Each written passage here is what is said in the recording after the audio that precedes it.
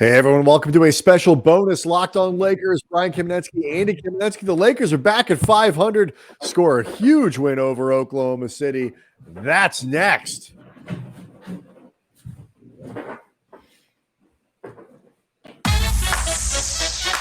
You are Locked On Lakers,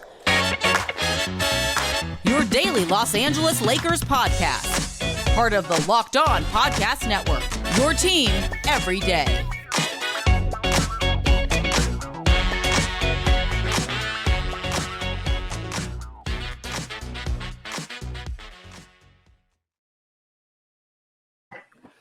Thanks to everybody for making Locked On Lakers first listen of every day, Monday through Friday, and very obviously sometimes on Saturdays. Make us your first listen of every day. It's always going to be free. It's never going to be behind a paywall. Locked On Lakers on YouTube is where you can go to watch the show and celebrate, Andy, the return to 500 basketball for the Lakers. You can laugh, you can cry, you can do whatever, but it's been a minute. It's been since last January was the last time the Lakers were a 500 team, January of 2022, not 2023, the one that we just had. To put this in perspective, the number one movie, the last time the Lakers were a 500 team, SpiderMan No Way Home. Not like, look, I mean, sometimes nobody loves the song that was number one, the movie that was number one kind of thing more than you, like as a framing device. And it's Spider-Man No Way Home is like not quite as distant as say like Purple Rain. It's been a while. That movie has been over. It's been over a year since the last time they were. I'm not claiming that this is the first time since, like, say, the Kings made the playoffs. I'm just saying it's been a minute. Right. And we're not talking about 500. We're not talking about some sort of like, since the last time the Lakers were 17 games over. No, just regular 500. 116-111 was the final score over Oklahoma City. A huge win in all sorts of ways for the playoff race for the Lakers. They have now 37-37. They are in a tie with the Minnesota Timberwolves for the 7th spot in the Western Conference. It was a very good night for the Lakers in the playoff race. Obviously, the Lakers beat the Pelicans. Thunder. I'm sorry, the Thunder, so they get a little space on them. The Mavericks lost to Charlotte at home, and now they are the 11 seed on the outside looking in. Utah lost. Portland, for what that's worth, is lost, and they're pretty much cooked at this point.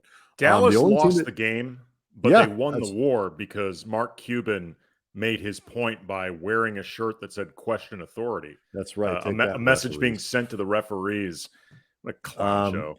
If Philadelphia had managed to beat Golden State up in San Francisco, that would have made a perfect night for the Lakers. Alas, it was not meant to be, but still pretty good, Andy.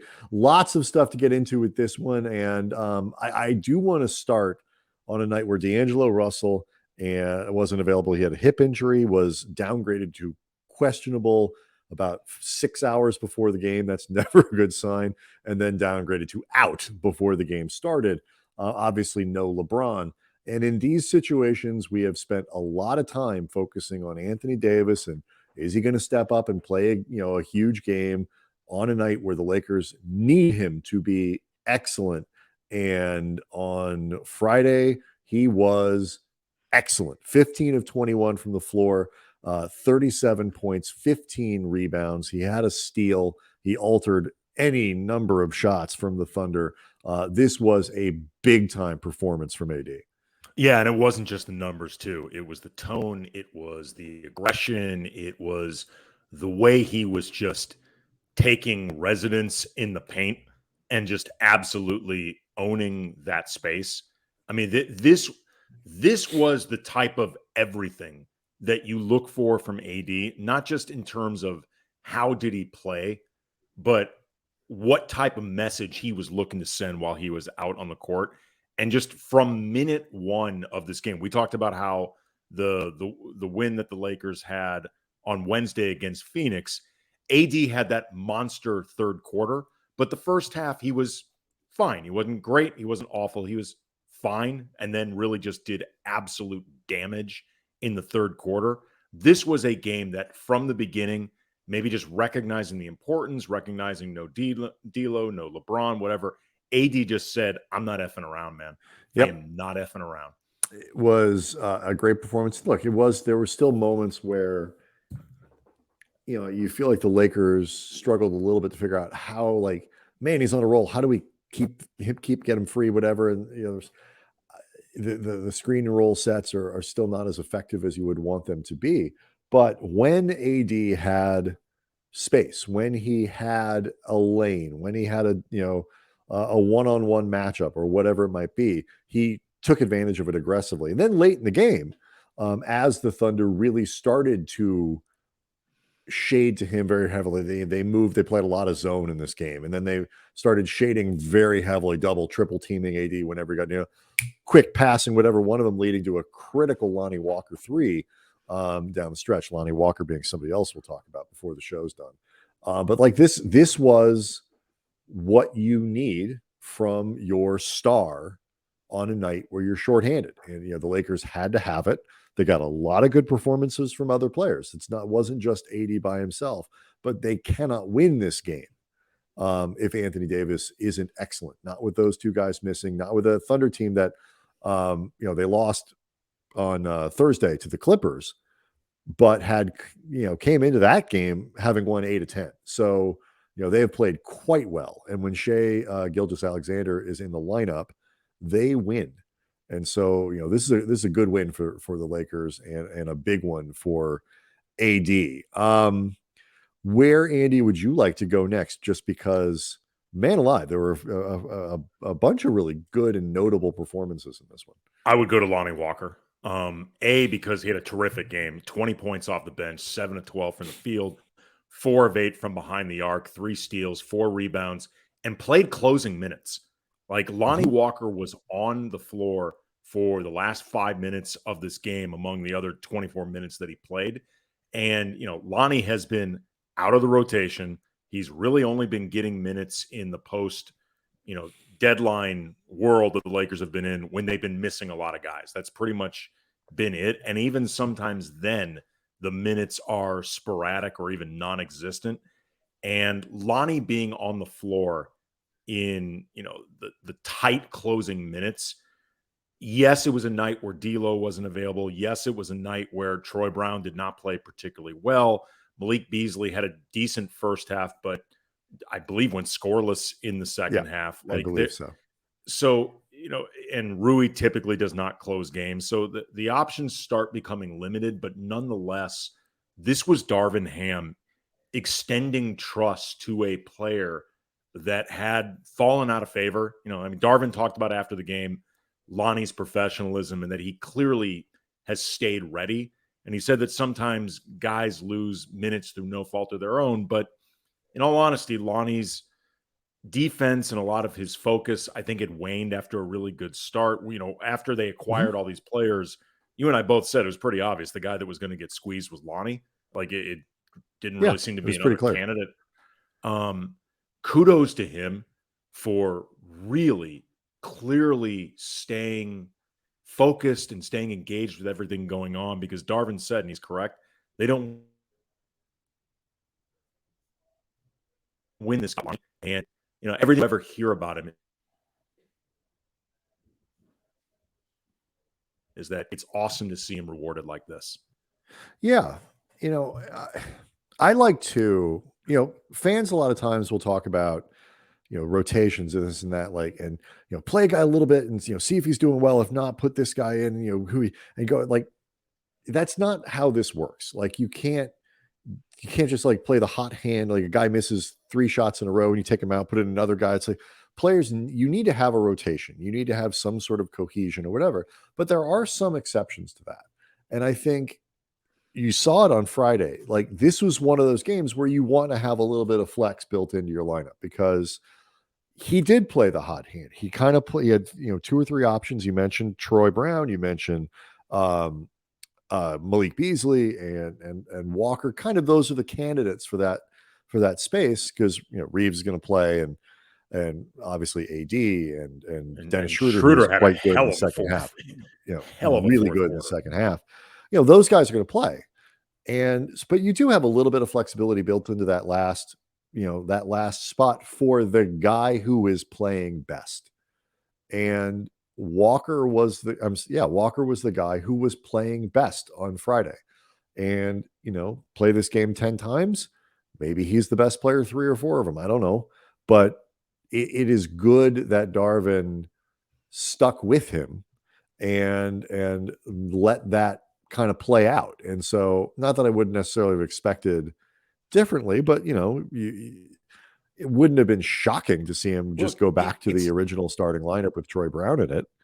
Again, it's a big extension of trust towards Lonnie. Just he's been out of the rotation, like putting a guy in that situation when they've been cold the last month. I don't even mean like not playing well. I mean, like literally they're not used to being on the floor. Right. That definition that kind of cold. Yeah. That kind of cold. That is Darvin, going out on a limb and putting his neck out there, and Lonnie rewarded him for that. Like they both deserve a lot of praise for the way they handled that situation. Yeah, and I think the difference was Walker defensively was pretty engaged and playing pretty well. He had 3 steals on the night. Steals aren't necessarily a great measure of defensive performance, but certainly was active, had his hands active and ready. And Walker, when he is shooting the ball well, if he's playing good defense or good enough, we talked about this a ton at the beginning of the year. It's when Walker was really performing at a high level offensively and looked like their third best player for the first month or so of the season, whatever it was. The issue isn't like, is he a great defender? No, he's not. Is he good enough? And if he is and is shooting 41% from 3 and putting the ball on the floor and getting to the rim and all that, then you can get by with good enough defense.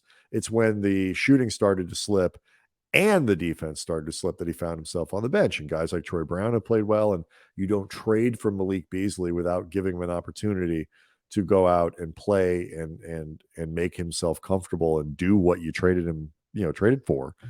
But this is just, you're right. It was a good game, and it was a good moment. It's nice to see guys who are the types of players that you root for. I mean, there's it seems like a really good kid. He's got a really difficult story. If you go back and you read about Lonnie Walker, the things that he's been through over the course of his life, he's the kind of player that you root for. I don't know. I don't see what happens on Sunday. Hopefully, D'Angelo Russell is able to play against Chicago, the first of those Chicago, the weird Chicago. Is it back-to-back against Chicago? Not literally back-to-back, but consecutive games against Chicago. Yeah, one at home, then one in Chicago, the kickoff of the road trip. And the Lakers will go into that game with tremendous momentum. The Bulls are playing well enough to hang in, so they got a ton to play for. They won on Friday night. They beat Portland, so they're still sort of in the fringes of the Eastern Conference playoff race, just like the Lakers are.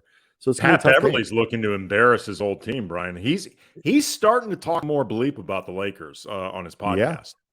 So it would be disappointing to see the Lakers lose that one. They've really turned it around in this homestand and have a chance to, I don't want to say give themselves breathing room. Like that's not going to be a thing, but you do if you win this game. We're strictly on in Sunday, oxygen mask territory right now. Right, There's no easy breathing.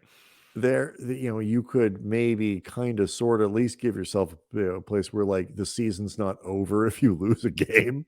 But just keep stacking them up, as Darvin would say. Fill up your cup, Andy, and stack it up on Sunday. Real quick before we let people know who brought you this show, it's worth pointing out, Jared Vanderbilt, primary defender on Shai Gilgeous-Alexander. There were few good possessions from Schröder on him, a couple good possessions from Troy on him, but it was really Vanderbilt. Vanderbilt busted his ass in this game and made Shai work. And that is the best that you can do. Shai he had pockets of the game where he took over, but he did not take over the whole game. And he didn't like take over Josh late. And I think that's the big thing. Yeah. Yeah. I mean, Josh Giddey had his moments. He had a pretty strong game. Lou Dort had some moments, but Shai did not go crazy. It's a good team. Yeah. Shai, and they're a tough matchup for the Lakers. Like, they are an athletically difficult team for the Lakers to match up with. But just want to make sure to shout out Vanderbilt because he really worked hard. It is, you say that, Shai finished with 27 points on 22 field goals, but he, 9 of 22, got to the line 9 times. But that's just what Shai does. He could end up leading the league in scoring. Awesome. He is awesome. So, it's just a good all-around effort for the Lakers on both sides of the ball. Really only one quarter where they let things get loose defensively. 41 points for Oklahoma City in the second quarter, but only 19 in the fourth. And that tells you what the Lakers were doing on that side of the ball. Lakers only scored, 42 points in the second half. Jeez, that's really low, and managed to win the game. So, again, tells you what they were able to do defensively. But Andy, you teased it. And this really is what people are waiting for. Yeah. The Who is today's episode brought to you by? Yeah. Locked On Lakers is brought to you by FanDuel, and we are down the stretch of the NBA season. Perfect time to download FanDuel, America's #1 sportsbook, and new customers get a no-sweat first bet up to $1,000, a grand bonus bets back if your first bet doesn't win. Just download the FanDuel Sportsbook app. Safe, secure, really easy to use, and you can bet on everything from money line to point scorers, threes drained. Get a little saucy with an exclusive bet like a 2x3, 2 3-pointers scored in the first 3 minutes, and FanDuel even lets you combine your bets for a chance at a bigger payout with a same game parlay. The Lakers now 46-1 to win the title. The last I looked at FanDuel, and they're getting better odds than the Kings at 65-1. The Lakers could be officially eliminated from the playoffs, and the Kings could be the #1 seed, and the Lakers would still be getting better odds. That's just how life works. Do not miss out on your chance to get a no-sweat first bet up to $1,000 in bonus bets when you go to FanDuel.com/lockedon. That's FanDuel.com/lockedon to learn more. Make every moment more with FanDuel, an official sports betting partner of the NBA. Lakers versus Bulls on Sunday. We'll see everyone after the game.